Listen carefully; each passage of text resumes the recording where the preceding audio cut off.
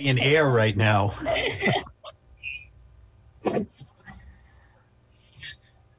All right, I would like to call the Board of Selectmen meeting to order for Tuesday, May 4th at 5:31 p.m. Could I have a roll call, please?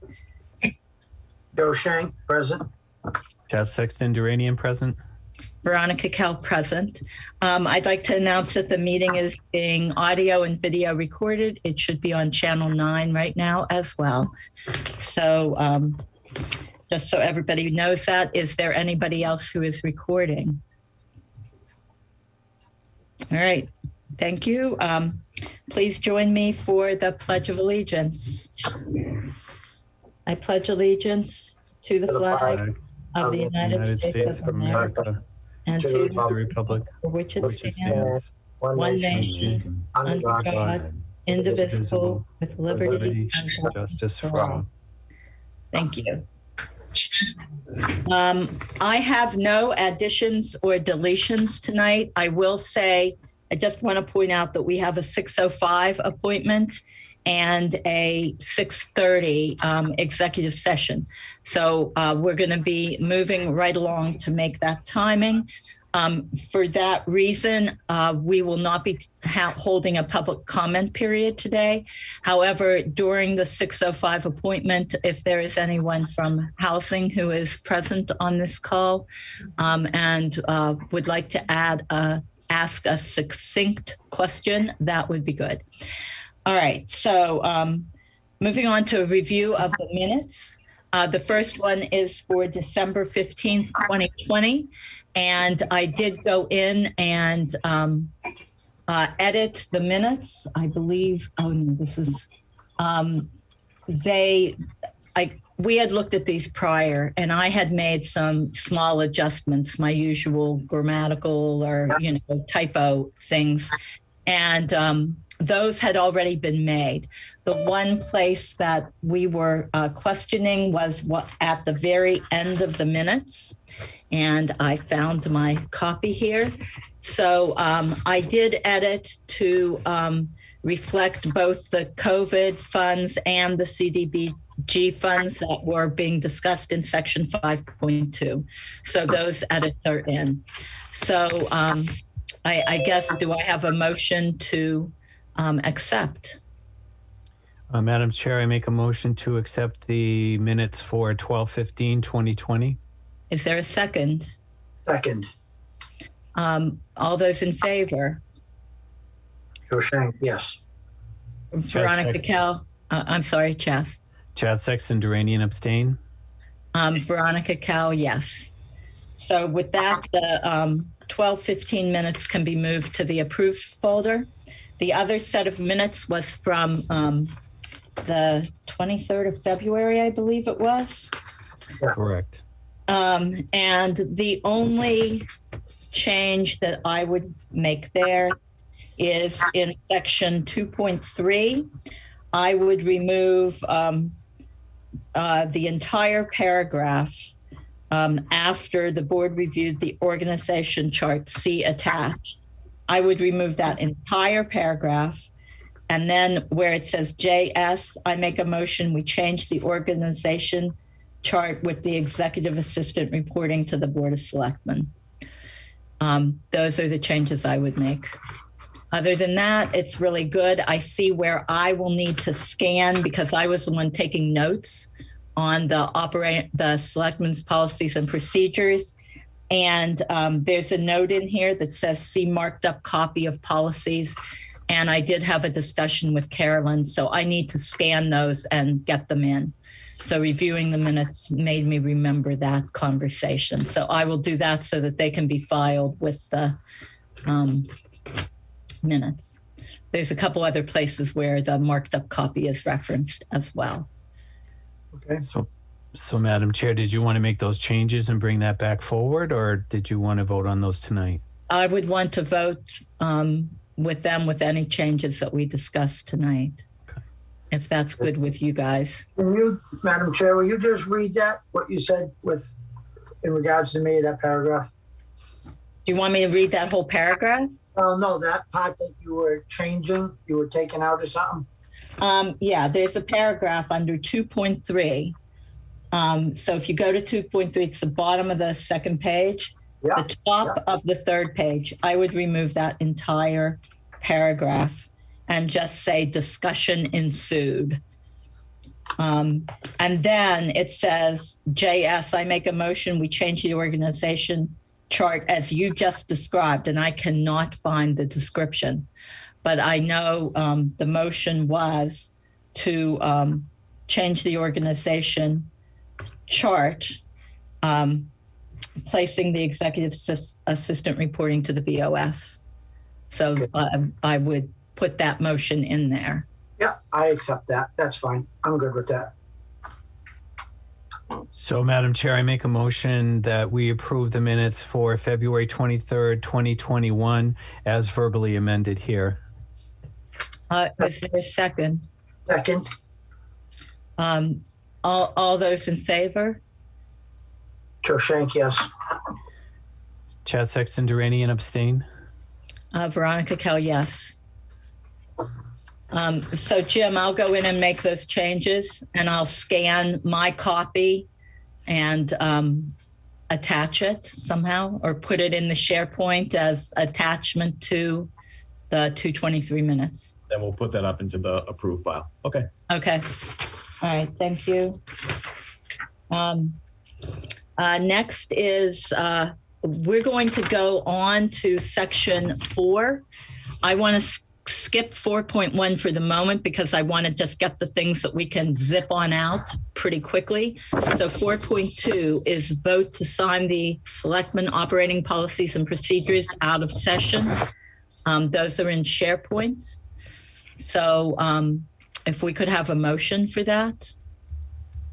Madam Chair, I move to sign the Selectmen operating policies and procedures out of session. Is there Second. any discussion? All right, all those in favor? Joe Shank, yes.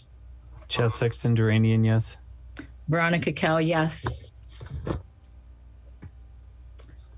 Moving on to 4.3, discuss and vote on an interim accountant or accounting services. So Jim, do you have information on that for us? I do. I have a bit of an update, but it won't be anything. I think it's going to warrant a vote.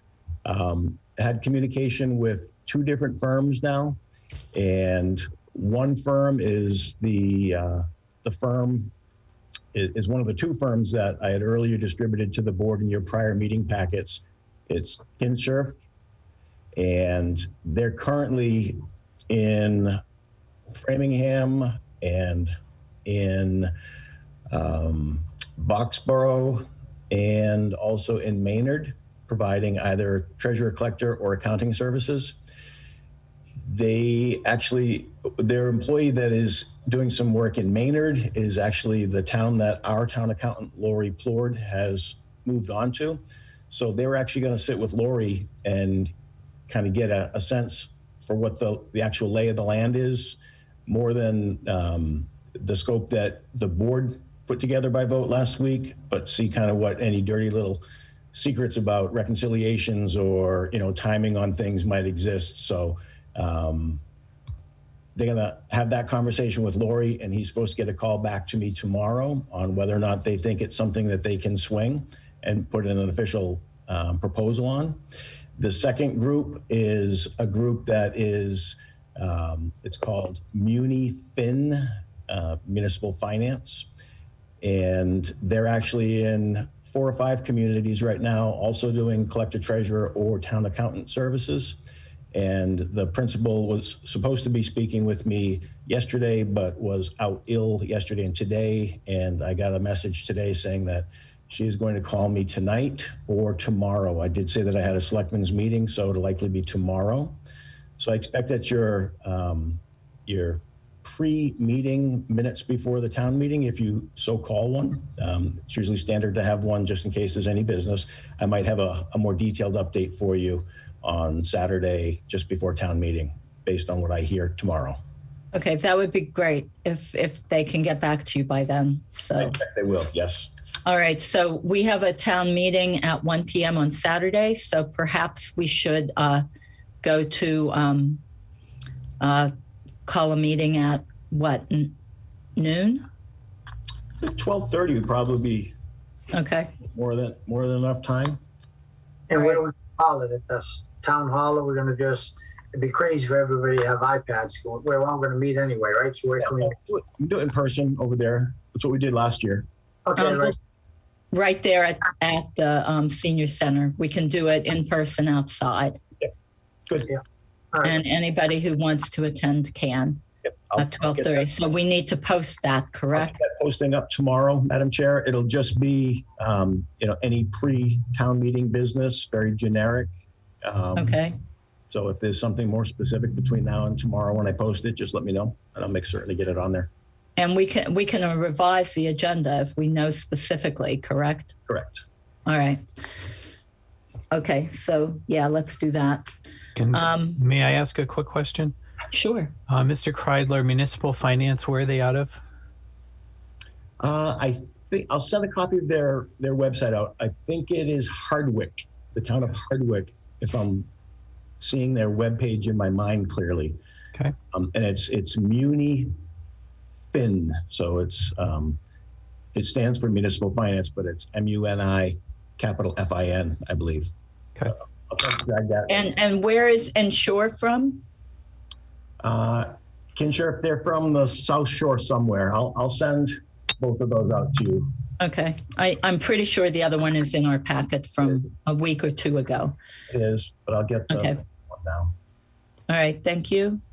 Going to 5.1, Jim, if you could go over anything else besides we're going to meet beforehand for town meeting. Yes, let me go back. I thought I had a second. I was going to run this up, so. No seconds tonight. We're moving Wow. right All right. Wow, doing good. Meeting. Couple things on town meeting. The town report, I got a call from the printers today. The town report will be being delivered here on Thursday. So we will have both the 20 and the 19 and 20, I should say, because they run fiscal year. that cycle. So we'll have both of those in one report available at the check-in for town meeting. Additionally, Hartley, can you allow me to share screen quickly? I'm not going to spend a lot of time on it, but I want to be able to show you folks a document. And while he's setting that up, I'll go to the next.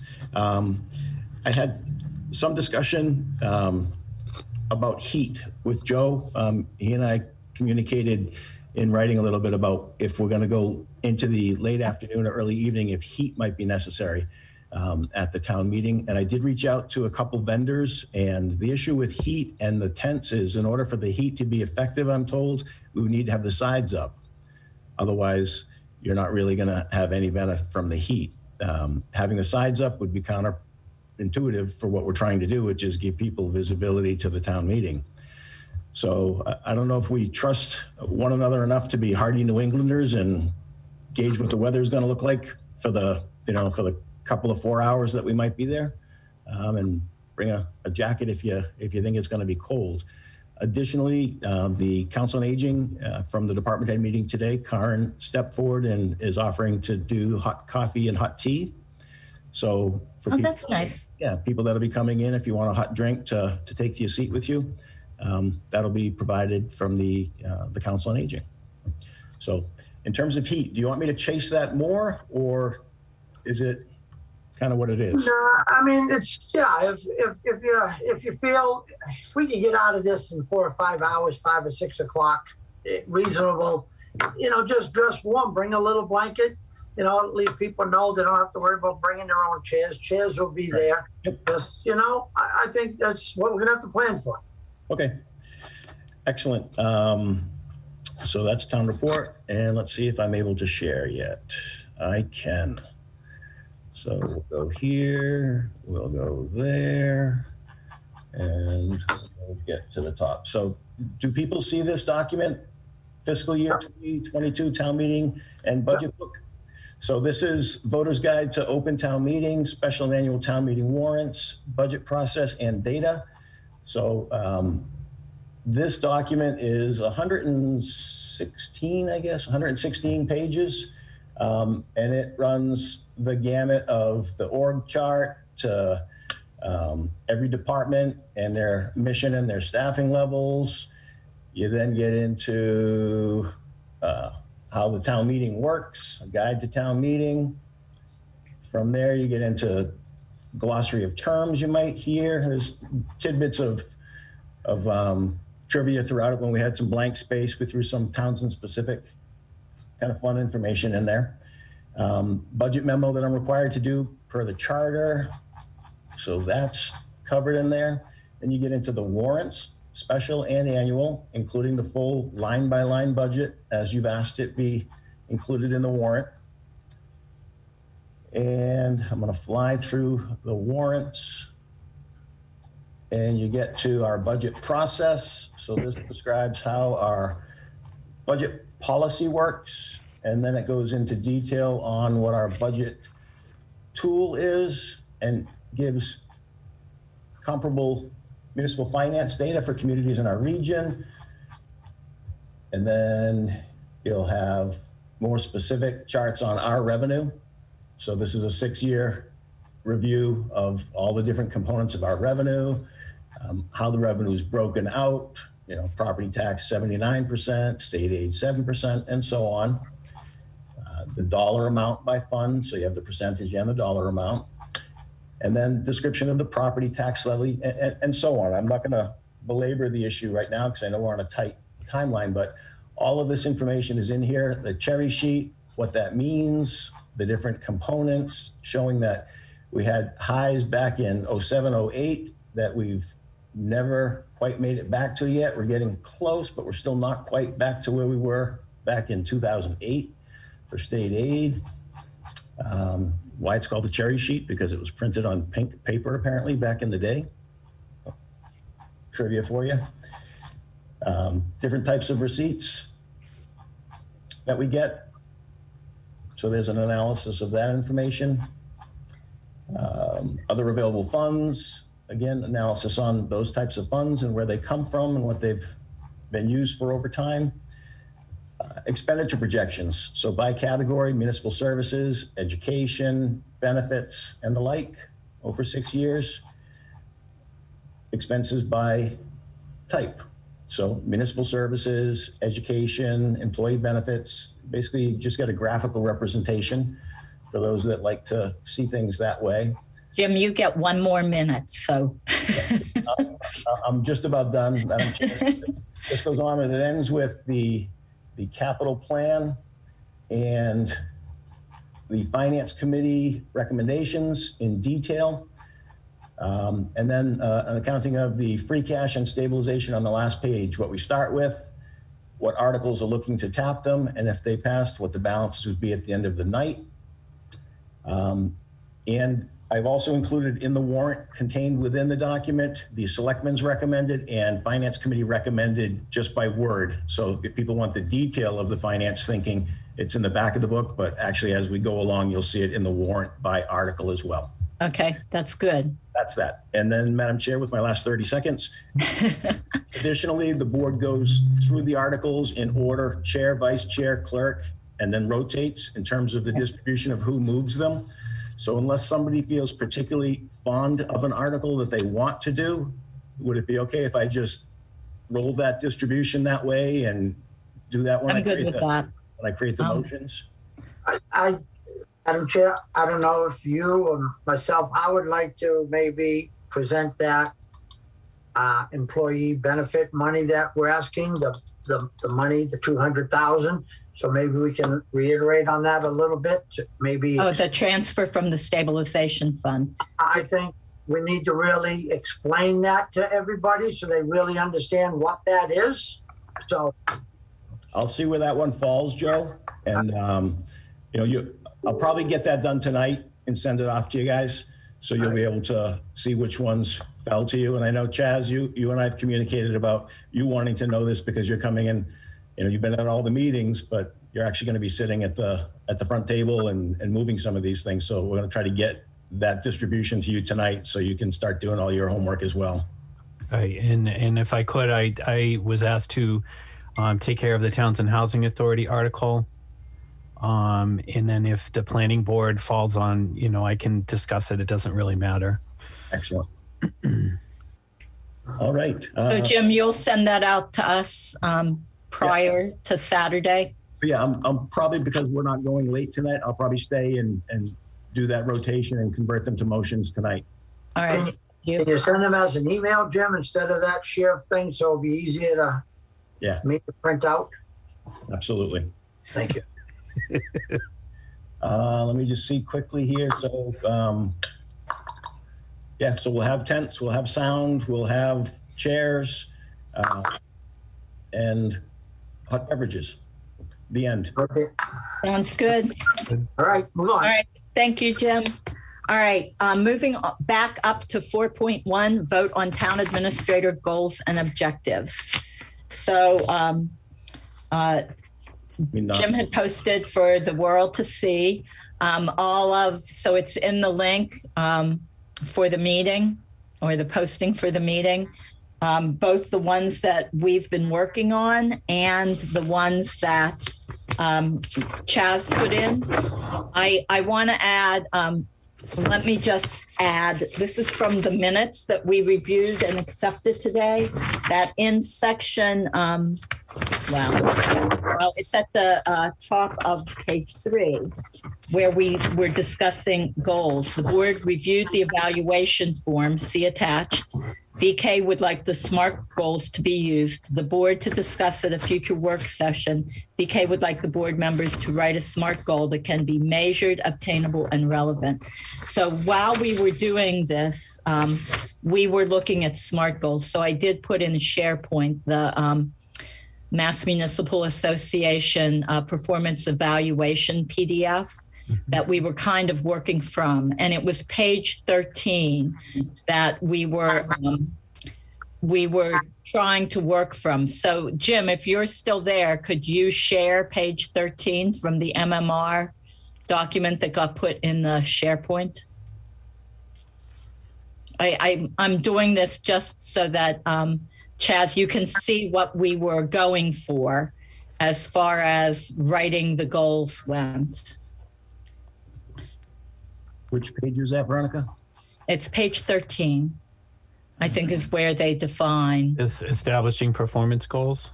I think that's it, yeah. Okay. I have to see it. Screen 2, share. That's it. Yeah. That was, we were looking for things that were specific, measurable, attainable, relevant, and time-bound. So that's what we were doing.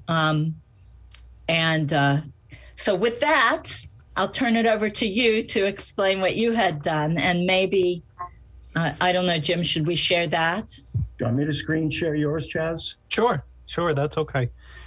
The thought behind it is that, I've done a lot of performance reviews in my tenure. And I know that we're doing this specifically right now for an individual, but I think we need to have a more broader look at it so that we can use this in the future and not have to reinvent the wheel going down the road, was basically my thought. So I just threw out what I felt was important as far as the topics are concerned, especially the personnel, professional services, relations with board supervisors. And I tried to be specific, but not specific. And then I thought with the two documents, we can kind of commingle them, see what works and what doesn't work.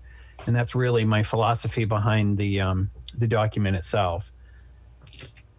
If I'm in the right one or not here. This one? No, that's the one that we created.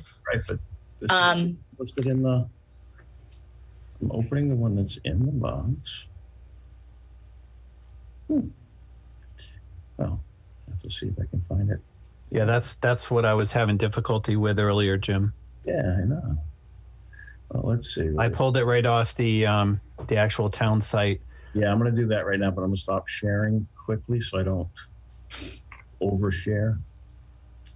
So, Madam Chair, I basically wanted to touch upon, SMART goals, but I also wanted to make sure that there was specific things that we did touch upon that I didn't really see in the other one.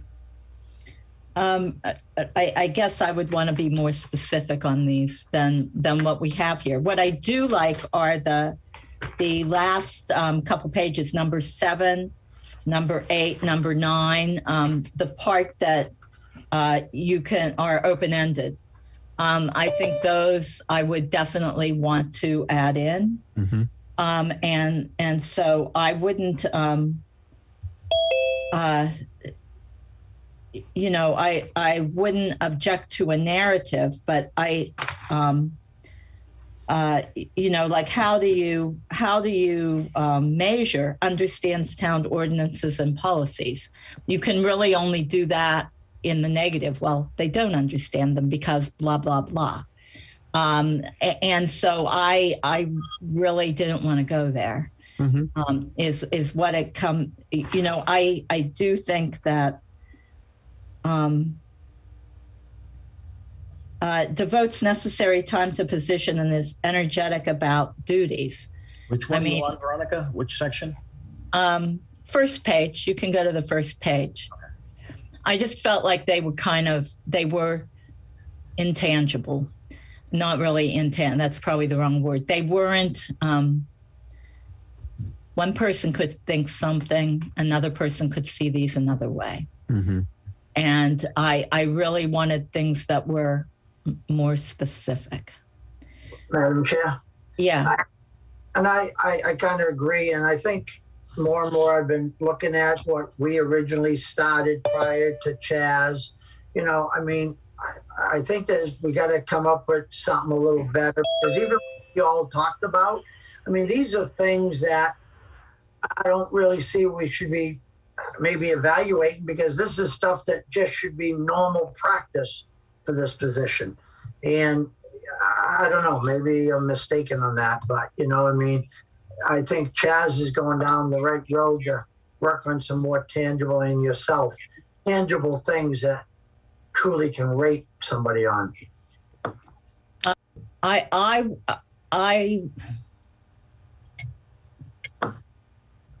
would consider a narrative, personal and professional skills, strengths, and so adding a narrative, for this. What did you see as strengths? What did you see as weaknesses as far as personal and professional skills? But if you don't know what you're being,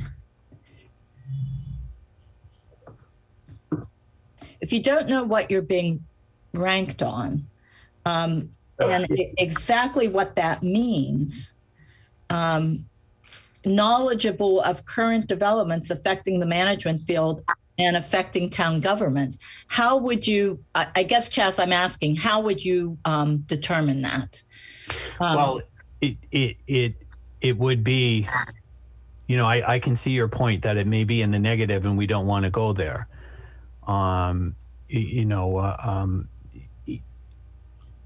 Again, the point of this is to evaluate an individual on their performance, correct? That's correct. So, I agree with you on 7, 8, and 9, especially 9, for the individual to list and prioritize their goals and objectives. And that way, the following year, you have a guideline to be able to go by. That this is what the individual had agreed is what their goals and objectives are for the year, and then you can rate them accordingly as far as that's concerned. But again, I wanted my 2 cents worth in it if I was going to vote on it. That's the reason why I put this in there.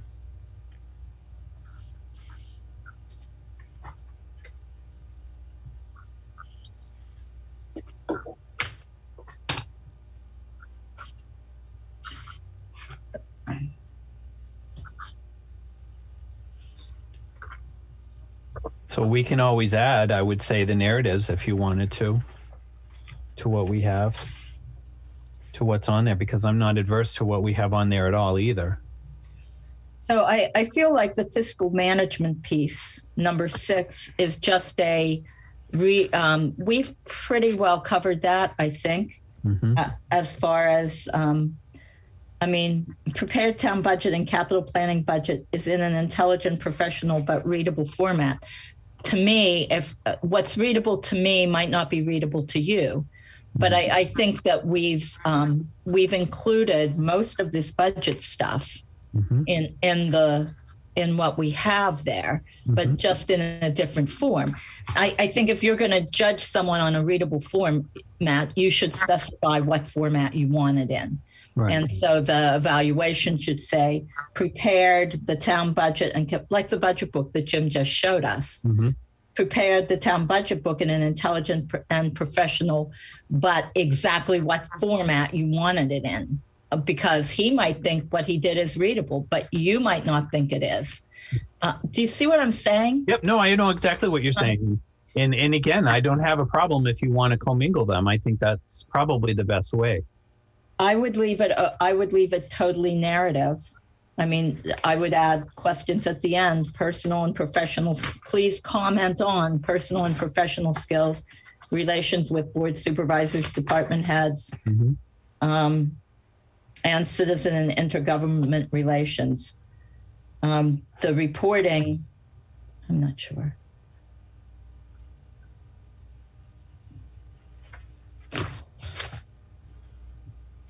Staffing and supervision, I thought we pretty much covered that in the other document. Okay. Also keep in mind that we're only going through December 30th. Right. So providing, so some of these are for futures. But I don't know, do we want to add numbers at the end? Please comment on personal and professional skills. Relations with board supervisors and department heads, and just keep it open-ended. I'm okay with that. Do you want to look at this and make an add to what we already have available that we can then vote on Saturday morning? Yep, I could do that. And so I don't know. I'm good with that. I just think we have to do something. We've been talking about this a long time. Let's do it. I agree. We need to get this done and move on to something else. I mean, we only can spend so much time on it. I think, Ronnie, what we have spent a lot of time, yourself, myself, and Wayne, and now Chaz is coming in. It's nice, fresh blood, new perspective, but we got to just make a decision and we just have to do something, right? Yeah. Right. So what I would suggest then is to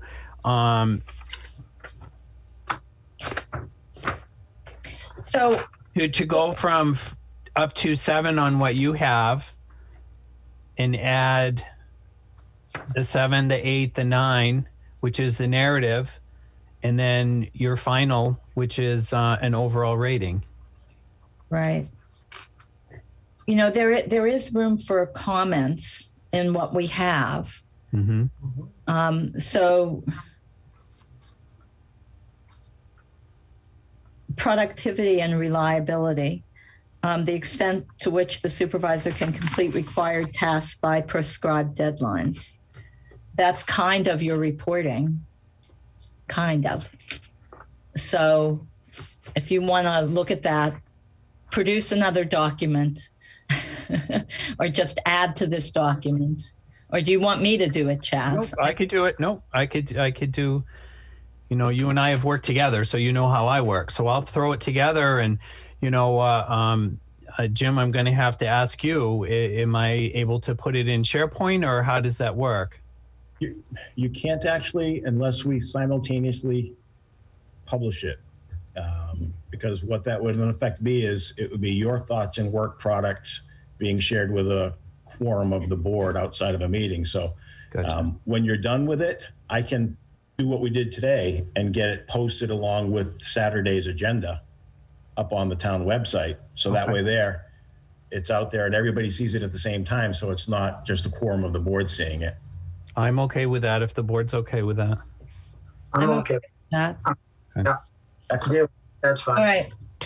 So let's do that then. All Okay. right. And Saturday's meeting will be an in-person meeting. There won't be a Zoom link for it, correct? It'll just be Correct. broadcast, taped, and then put on YouTube, correct? Okay. All right. Thank you very much. All right. So it's 6:05, 6:06.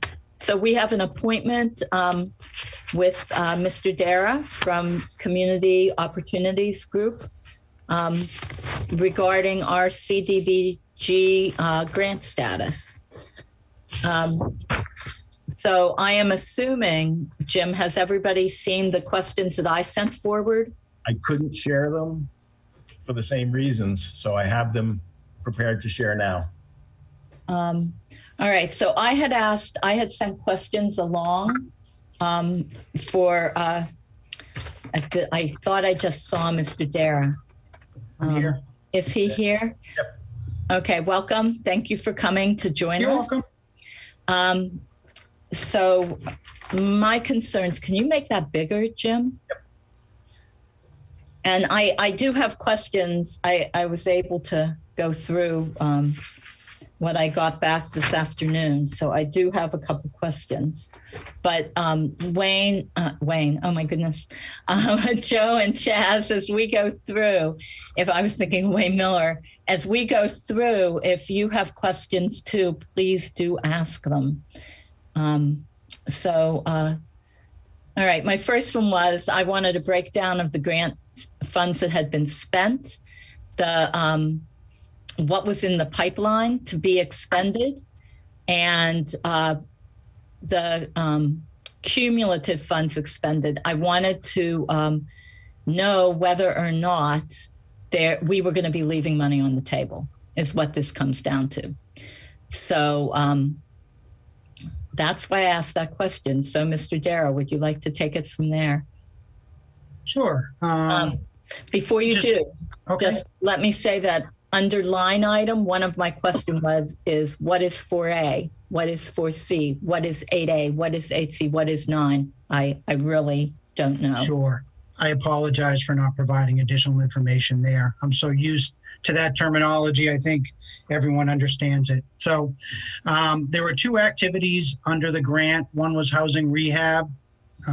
Those are represented in the 4A and 4C line items. 4A is the administrative portion of that. It represents program delivery costs. 4C are the funds that are actually available for housing rehab construction.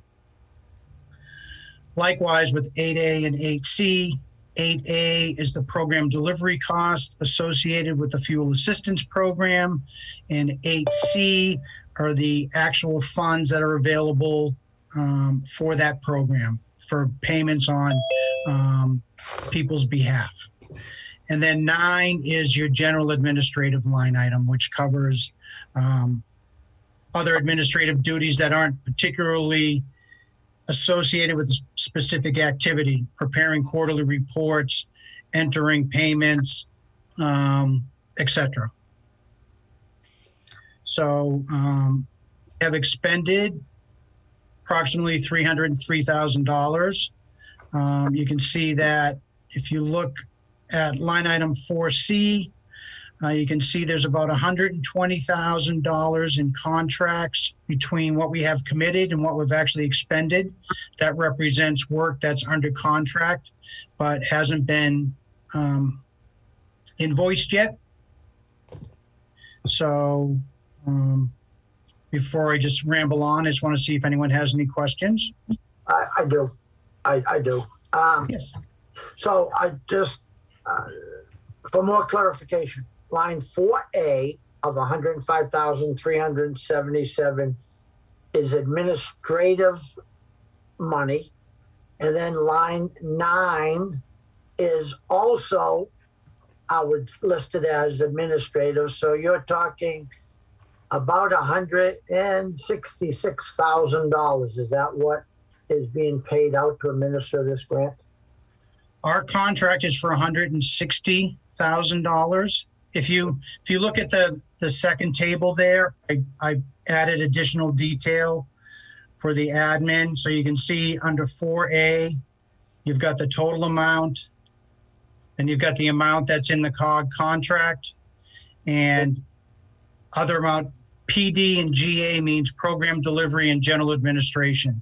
For instance, under line item 4A, those funds would typically be used to pay for the cost to record liens at the Registry of Deeds for against the properties that have received assistance. And then under line item 9, there's another $11,373. Part of that was paid to Montechusett Regional Planning for their preparation of the application. The other funds there are available for purchases, if you needed a computer, if you needed filing cabinets, general expenses such as postage, etc. So you can see there the COG contract amount, what we've billed to date, and what's in our balance. Thank you. You're welcome. All right. So I have a question. Under the balance, it says, the top table, that the balance is $539,120. That is what is remaining to be spent? Correct. Okay. Now, when you say committed, is $502,059 of that $539,000 committed, meaning will be spent on rehab or loan or program management? Yeah, it's earmarked for either administrative cost or a contract that has been executed for housing rehab construction. So does that mean that what will not be spent in the grant right now is about $37,000? Subtracting the 539 and the 502? Be subtracting the 303 from the 502, right, Wayne? That's the roughly $200,000 difference between what's been expended and what's contracted. Oh, I see what you're saying. Yes.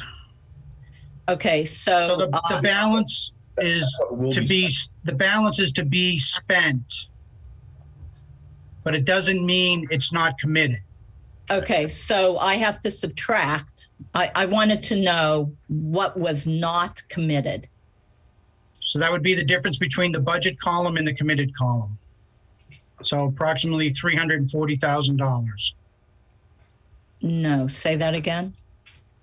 The difference between the budget total and the committed total. Okay, all right. Represents grant funds that are not earmarked for any particular activity at this point.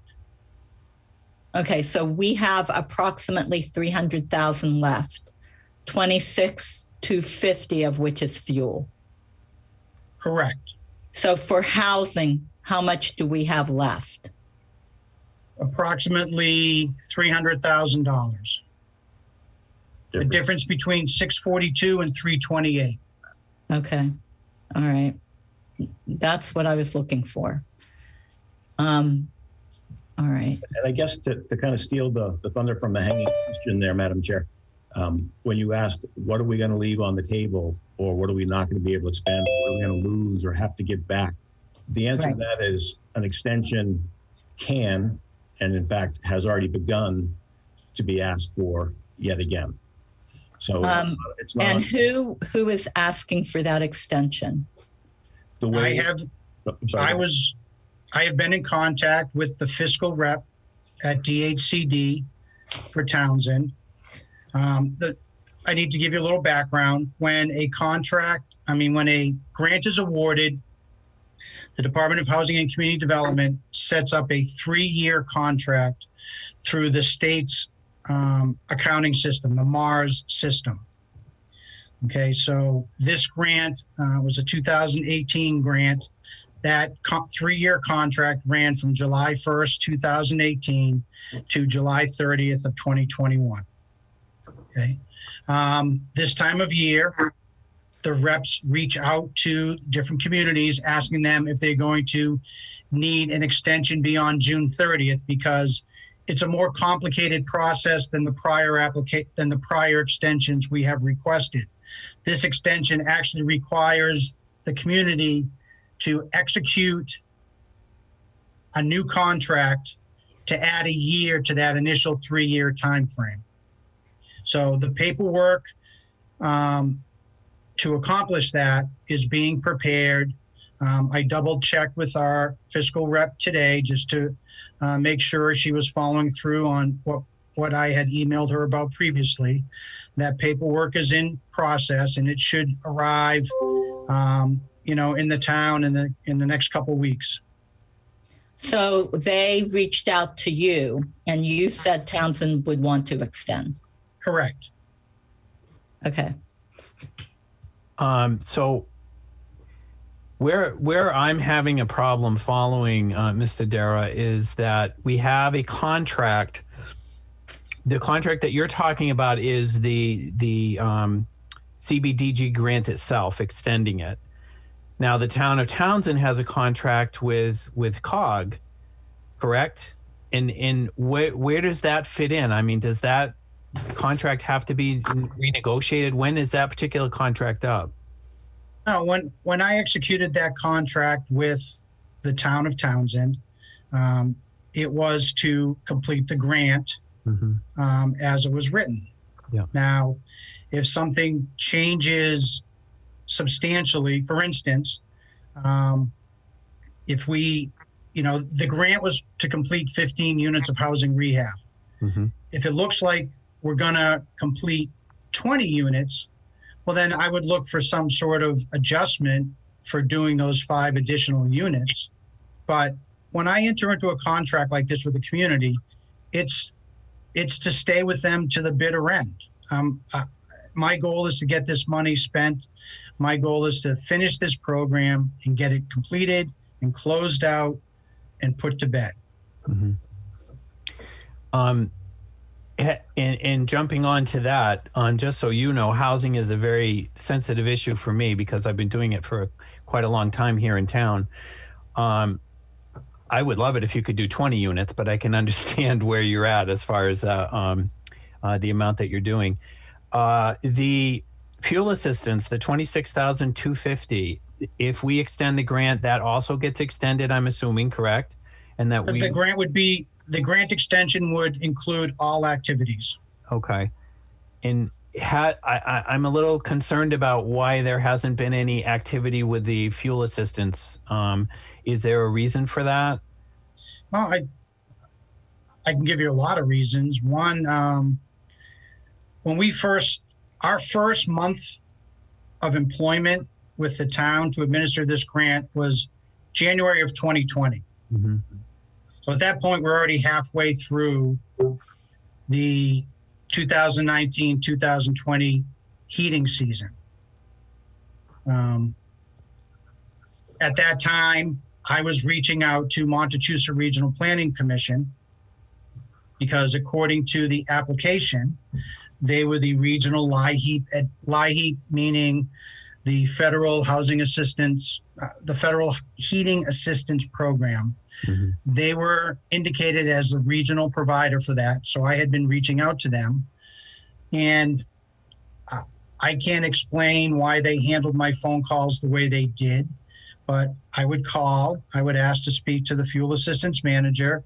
The switchboard would patch me through. I would get someone's voicemail and I would leave a message, never receive a response. And as it turns out, we found out this past December, I think, that Montechusett was no longer the regional fuel assistance administrator, that it was now being run by the New England Farm Workers Council, which is located in Springfield. So, for a year I was chasing the wrong tail.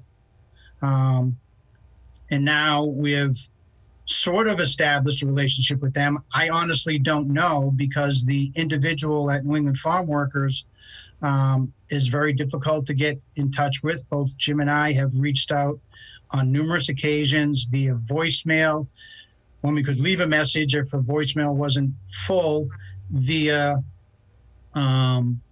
email.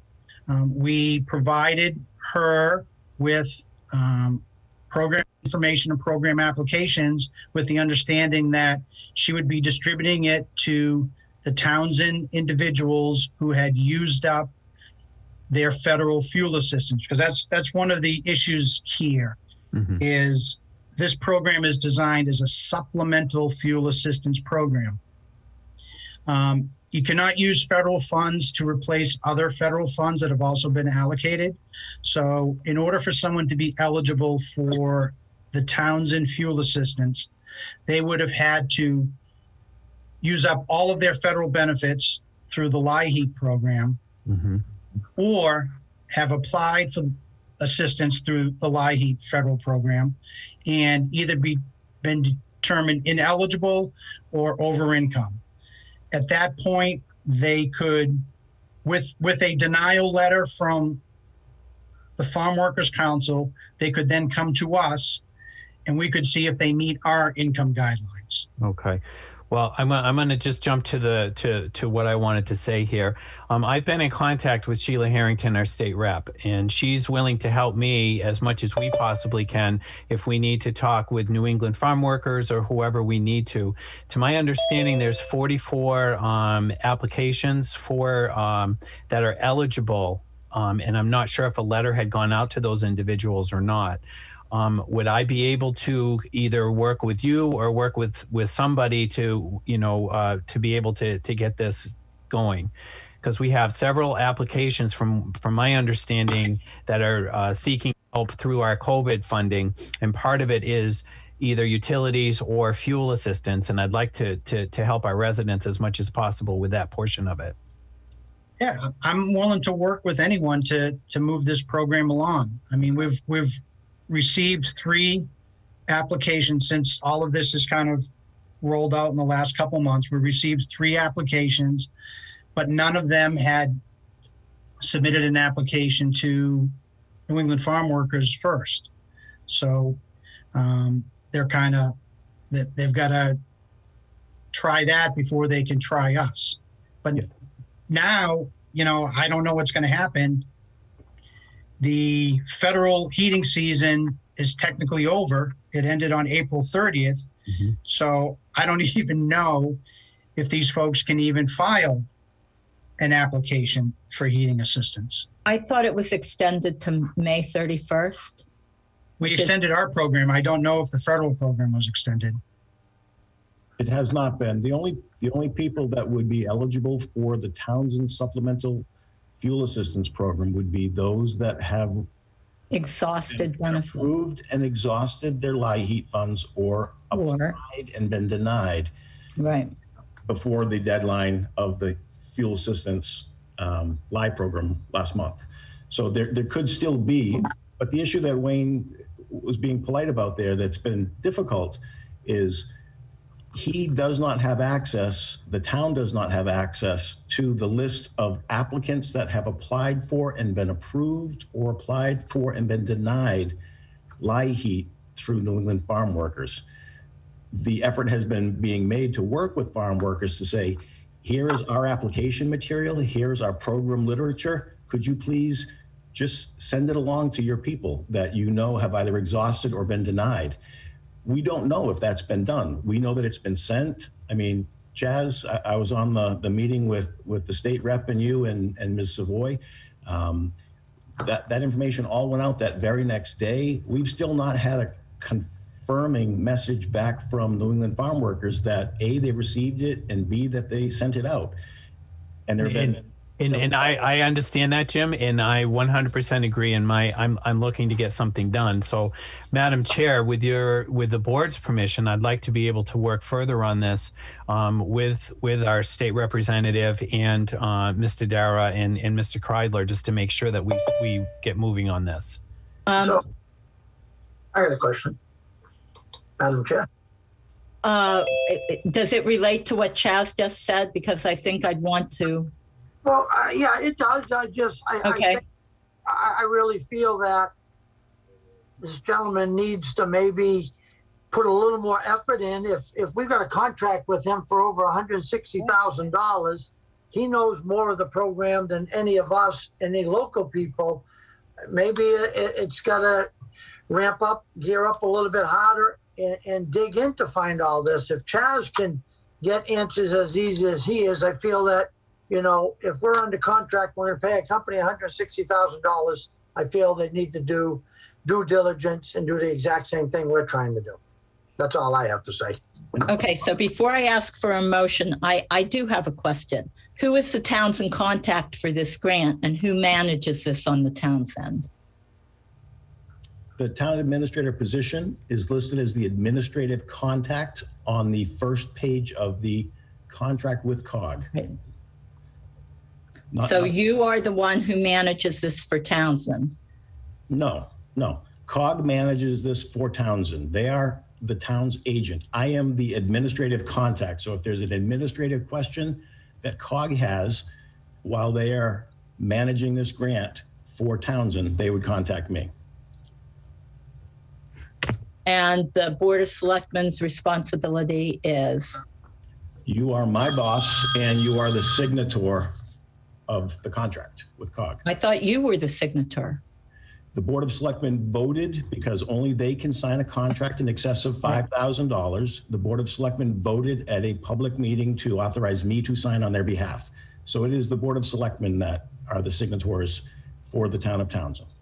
Okay, so then I would like to make a motion, or have a motion made, that Chaz and Sheila Harrington work with Jim and Mr. Dara to move this forward for Townsend. Is there a motion? I make a motion that we have Chaz and Sheila Harrington work with Mr. Darren to move this forward. I'll second that. Any further discussion on the motion? All right, so all those in favor? Joe Shank, yes. Chaz Sexton Duranian, yes. Veronica Kell, yes. All right. I have another question for Mr. Dara, but before we go further, Joan, I see you have a question. Thank you, You Joan. only have a few minutes left, so please make it succinct. Okay, Joan Savoy, Chair of the Townsend Affordable Housing Trust Fund. I would like to say that when I discovered that no fuel assistance had been given to our town residents, I was very quickly able to ascertain how this program works. I would say that what needs to be done, and what I have been doing, is I've been advertising the Townsend Fuel Assistance Program on Nextdoor directly to the town residents, and that is what needs to be done. There needs to be outreach to our residents. And so all they have to know is they need to get a denial letter or a max out letter from New England Farm Workers, and then they can then go to COG and get our benefits. Jim, can I ask you to scroll up back to that grid above this one that's on the screen, please?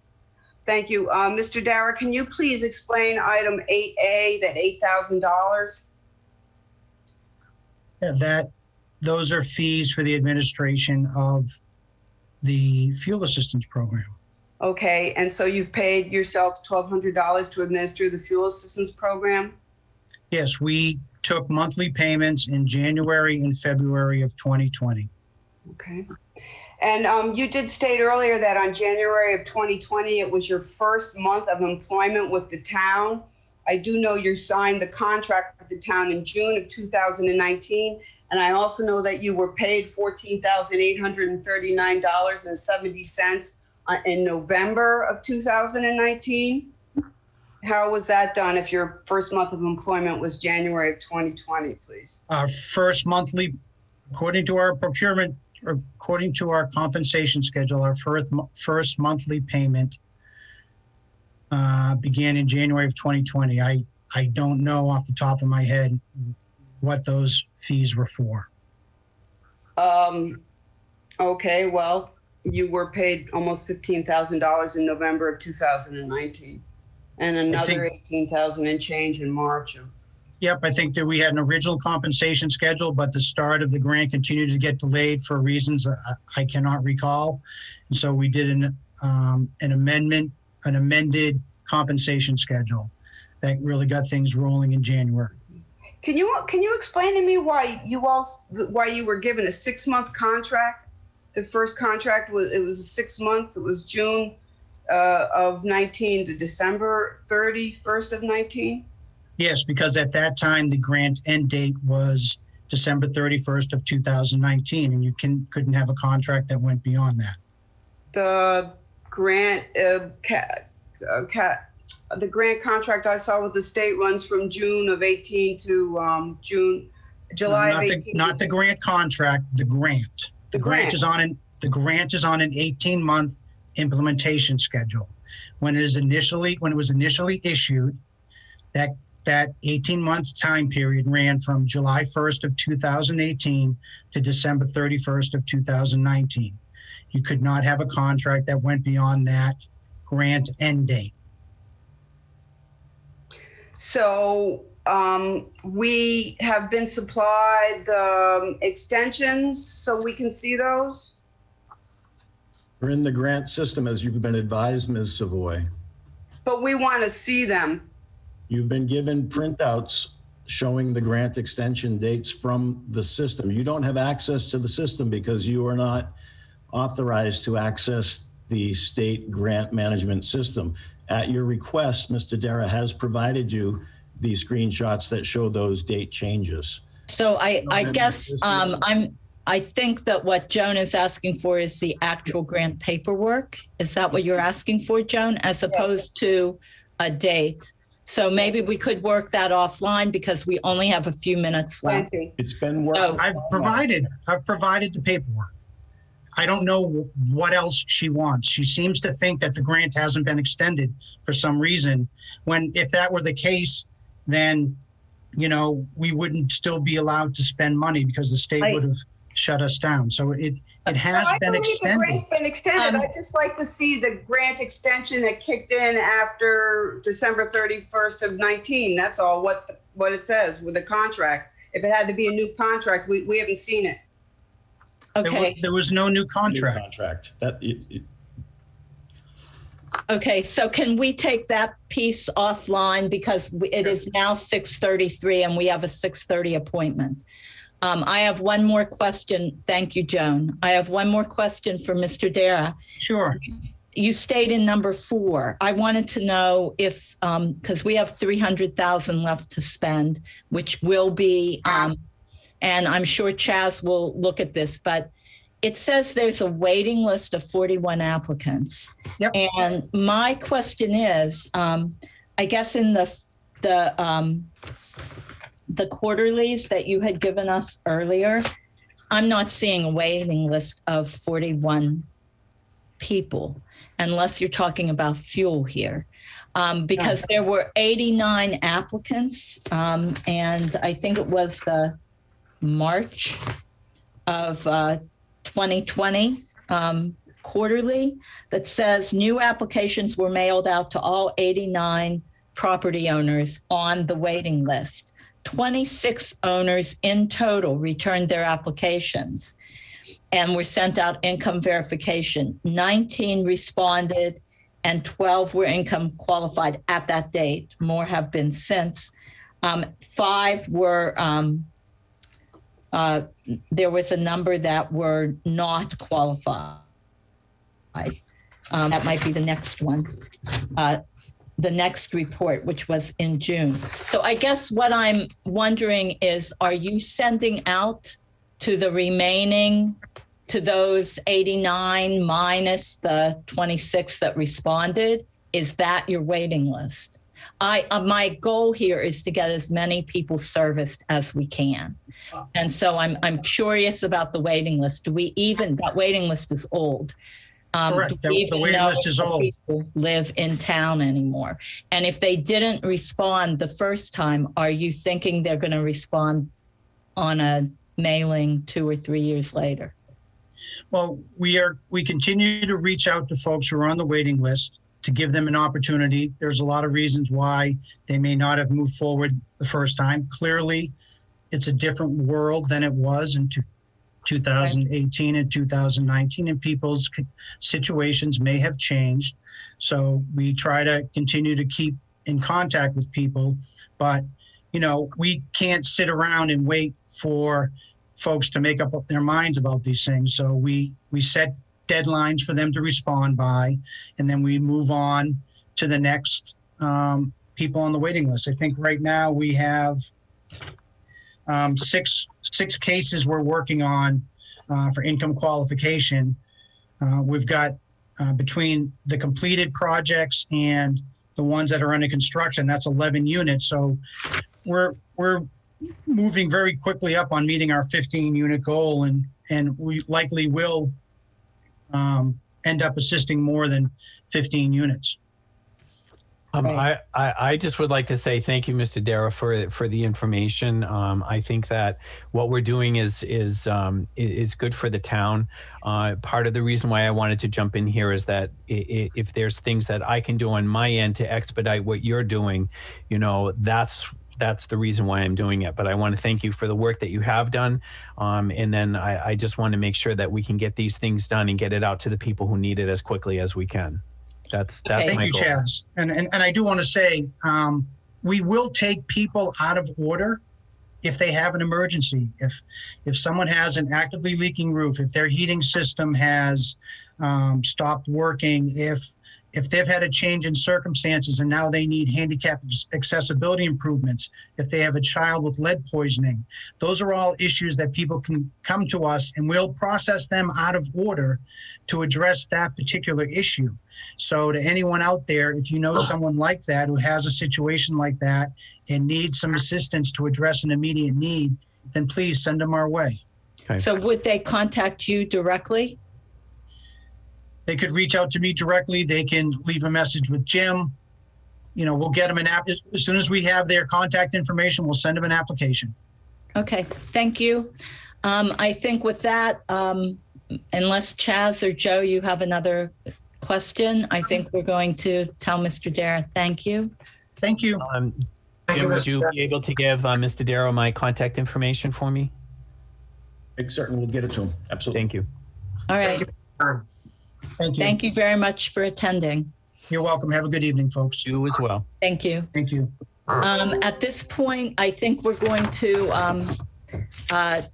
the only thing on the agenda that I wanted to make sure we did talk about today is the next meeting, which next week, the 11th, and we will also have one on the 18th.